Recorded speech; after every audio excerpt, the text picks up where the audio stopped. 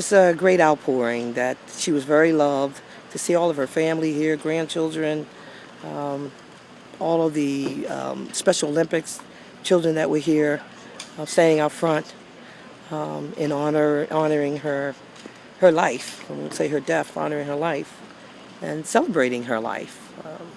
Death is not the end. It can be a celebration of one's life. And I think that's what the experience I felt inside.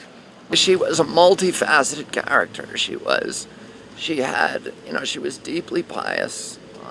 She was at the same time, and she completely had an absence of vanity, which was kind of a joke in our family, because she didn't care what she was wearing, what she looked like, she never did her hair. She just was, and nobody noticed because of the chaos that she brought with her everywhere. She was in constant motion, constant activity, and she was one of the greatest organizers of humanity that's ever lived. If she had been a man, she would have been president of the United States. But she was a woman, and that wasn't available at that time.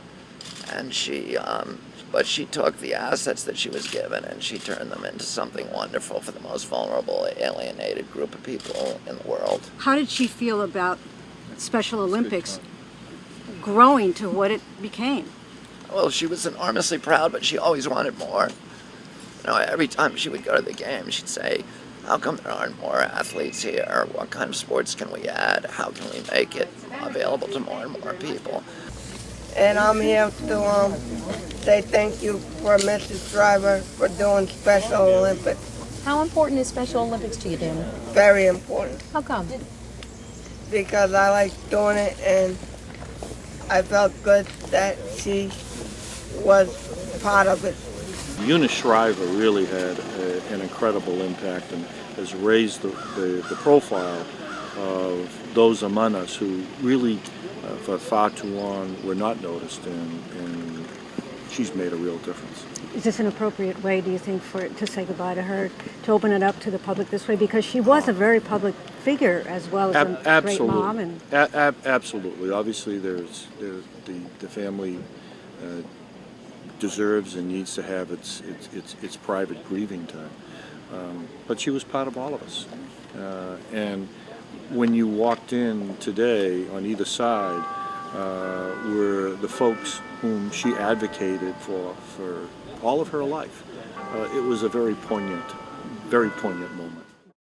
But I've just followed and read their books since I was in grade school. Is that right? Their families, just lots of tradition. And we just happened to have this Boston trip planned, and then the tragic death happened while we were here. We were going to make a trip over here. We actually were in Boston. We were going to make a trip over here anyway to see the Hyannis port and Hyannis town. Sure. And then she passed away, and this is part of history. Sure. So we didn't want to come all this way from Kansas and not come over here. I always had great admiration for Kennedy family, and I thought while I'm here, pay my respect. I lived here since 1984, and I had heard about it when I was back in, Is that right? my country. Yeah. Where are you from, sir? Iran. Iran. Yeah, Wow. it kind of wow. sticks up to you, the Kennedy family. Sure, absolutely. They're so well known internationally. What was Eunice like for somebody who really knew her? Well, absolutely a woman that would shun the limelight, was not into the notoriety and fame. She had a heart of gold. The best buddies, the Special Olympics. I think people of this stature and notoriety, you often see it in celebrity and celebrated that they prefer older and young children.